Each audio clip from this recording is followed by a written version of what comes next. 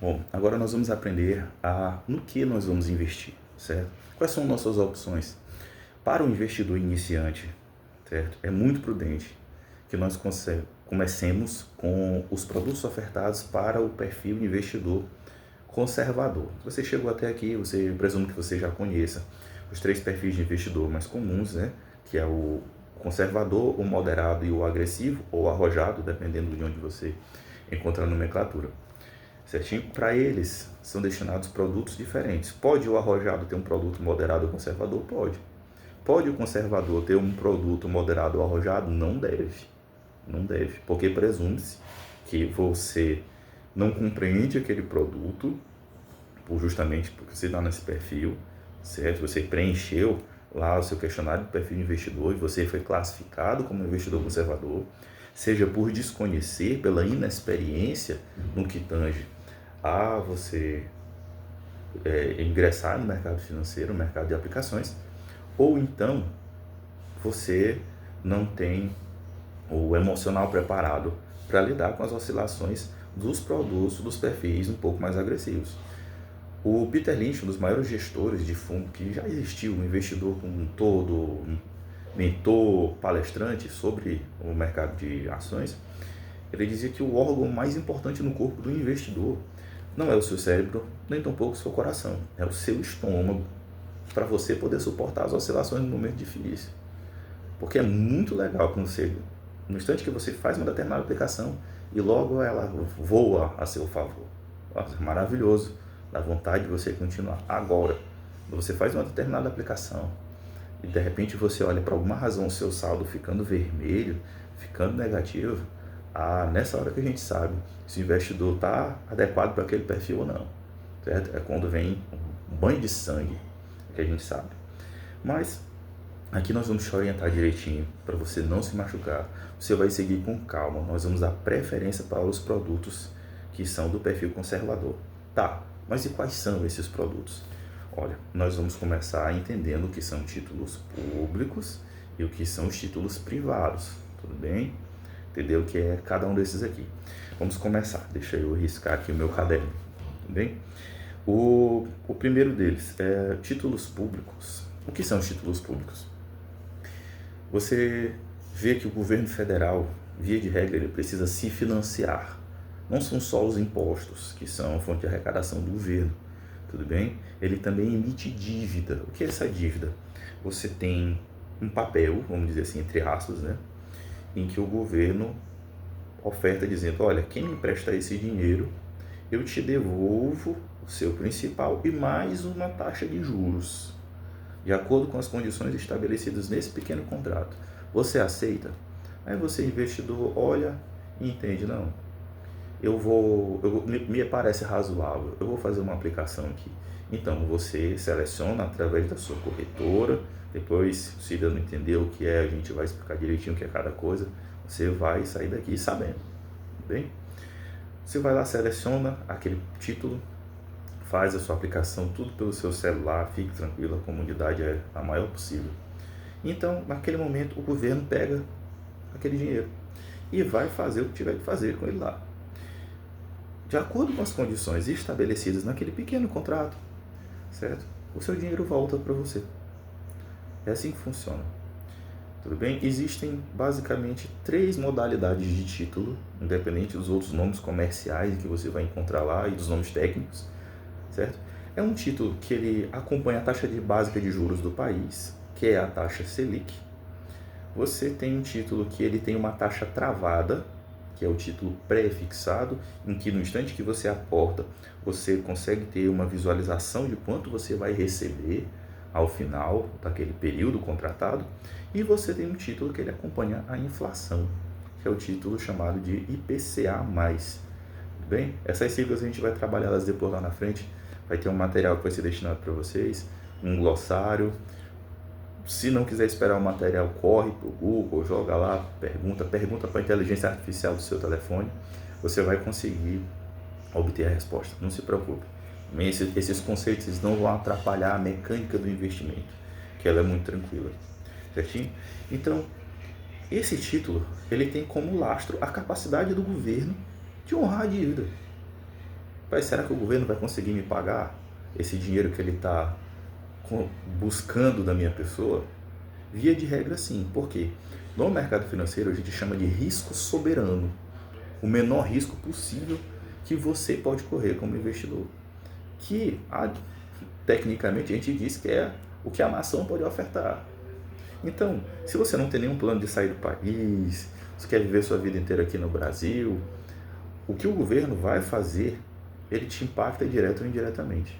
Então, vamos aproveitar a oportunidade que nos é dada sempre que tiver uma taxa boa ofertada pelo governo. Para quem está começando, é ideal para poder entender, para poder sua mente assimilar como esses juros vão vir para você. Tudo bem?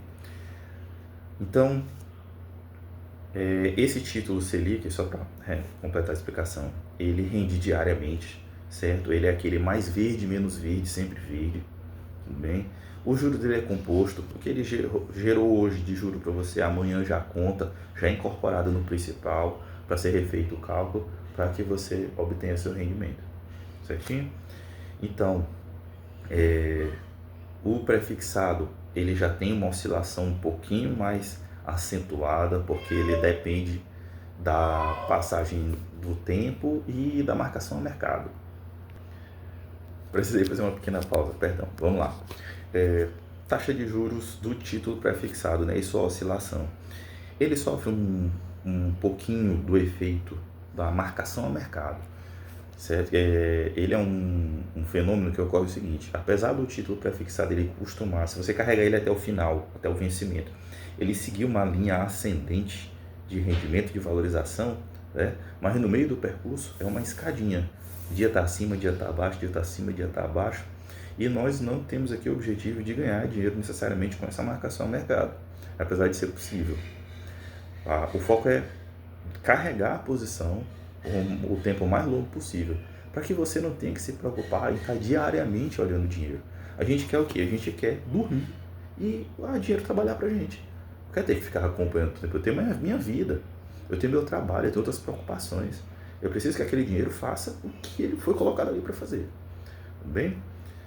O IPCA+, né, ele sofre a variação daquela inflação divulgada pelo IBGE, né? IPCA, Índice de Preço ao Consumidor Amplo. O governo te oferta essa inflação, que é divulgada pelo IBGE, e mais uma taxa extra, para poder atrair o seu capital. Ele é o tipo de investimento que a gente chama de pós-fixado, né? Tanto a Selic quanto o IPCA+, eles são títulos pós-fixados, e o pré-fixado, como o nome já diz, a taxa já está travada lá.